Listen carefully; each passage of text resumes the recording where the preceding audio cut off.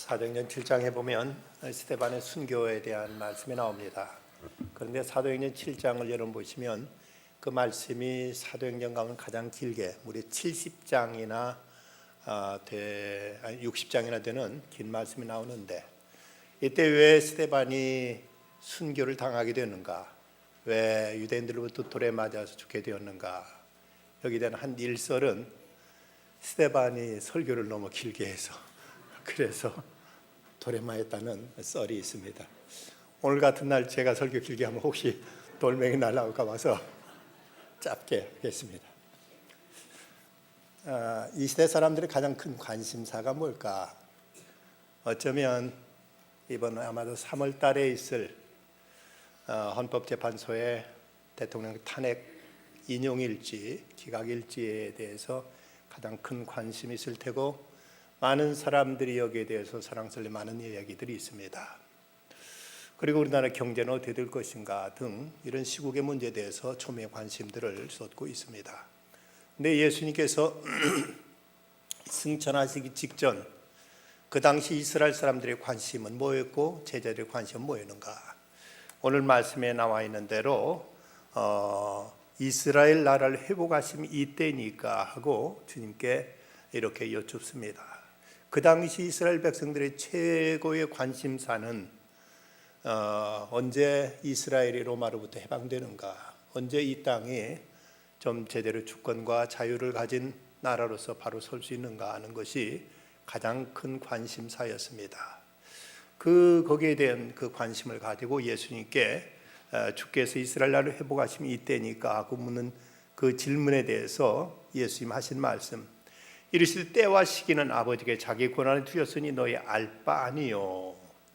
이것에 대해서 너희들이 이런 거 관심 갖지 말라고 하신 것도, 이스라엘 회복을 안 시키겠다는 것도, 이스라엘 당장에 회복시키겠다는 것도 아니라 이건 하나님이 당신의 주권, 당신의 권한에 두셨다. 하나님이 때 하나의 방법으로 이루실 것이라고 이렇게 말씀하십니다. 그러면서 너희들이 관심 갖고 너희들이 해야 될 일이 있다.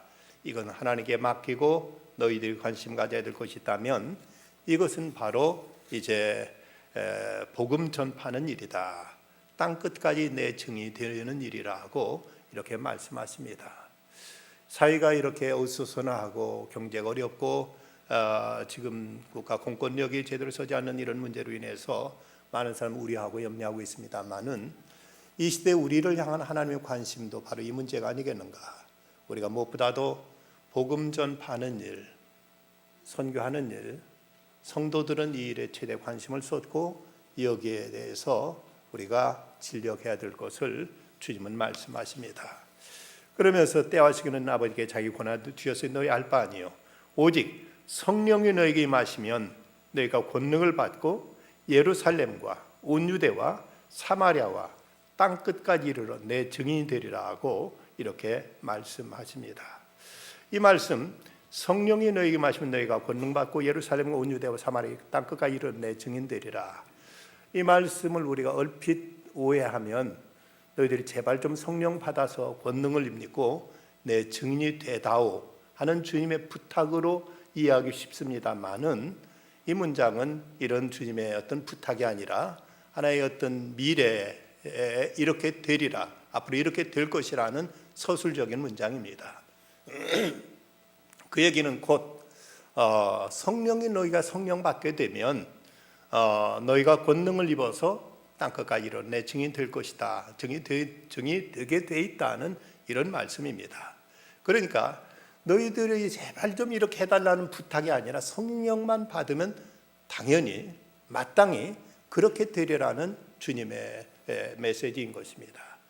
그럴진데 이제 이 선교를 위해서 나가는 분들, 이분은 선교, 이것을 우리가 역으로 풀어서 얘기하자면 이분이 선교를 나가게 되는 것은 성령이 임한 것이고, 성령이 임했다면 권능은 또 하나님께 주시는 것이고, 그래서 이제 증인된 사역을 하게 되리라는 주님의 말씀으로 우리가 이렇게 받게 됩니다.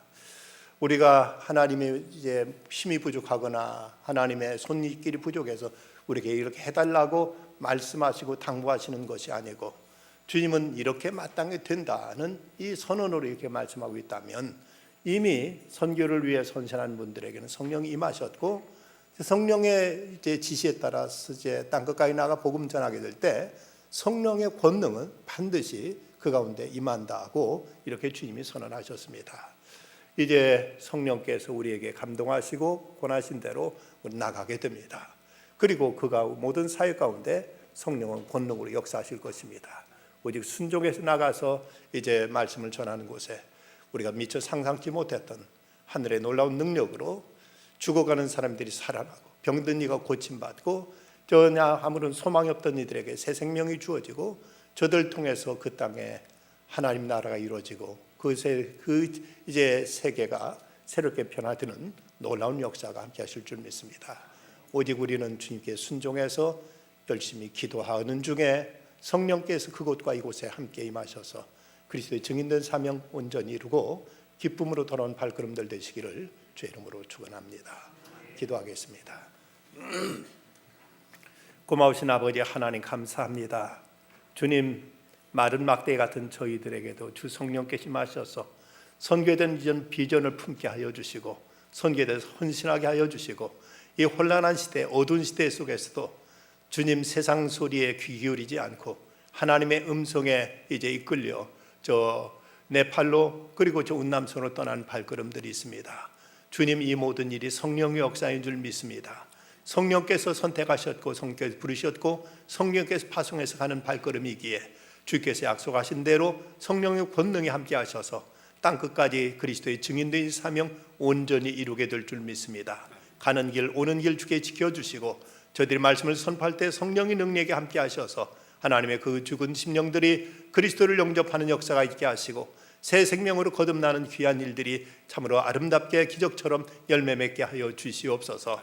가는 이들과 함께 하시고 이곳에 또 저희들이 주 앞에 금식하며 기도할 터인데 성령께서 친히 저희와 이제 그곳을 하나로 엮어주셔서 저희들이 기도 가운데 놀라운 주님의 능력이 주의 생명 역사가 풍성의 열매 맺는 이번 사역이 되게 하여 주시옵소서. 헌신에 가는 발걸음들 눈동자같이 지켜주셔서 저희들 안전한 길로 걷게 하여 주시옵시며 주님과 동역하는 중에 그곳에 주께서 이루시길 원하시는 그 놀라운 일들이 이번에도 꿈처럼 펼쳐질 수 있게 하여 주시옵시고 저희들이 미처 기대도 상상치도 못했던 일들이 아름답게 열매 맺고 이루어지는 중에 함께 돌아와서 하나님께 이루신 일을 함께 감사하며 찬양할 수 있는 귀한 역사가 있게 하여 주시옵소서. 이래 아무도 방관자가 없게 하시고 모두가 다 주의 뜻을 따라 기도하는 중에 모두 다 성령의 큰 은혜 속에 충만함을 입는 이번 사역이 되게 하여 주시옵소서. 준비된 영혼들 만나게 하시고 하나님께서 그 한 영혼 한 영혼 다 예비시켜 주셔서 저들 이번 가는 그 발걸음들과 그들의 전하는 복음을 통해서 온전히 새 생명으로 거듭나는 놀라운 일들이 아름답게 열매 맺게 하여 주시옵소서. 모든 것 주의 전능하신 손길을 다가올 때 예수님의 이름으로 간절히 기도드리옵나이다. 아멘.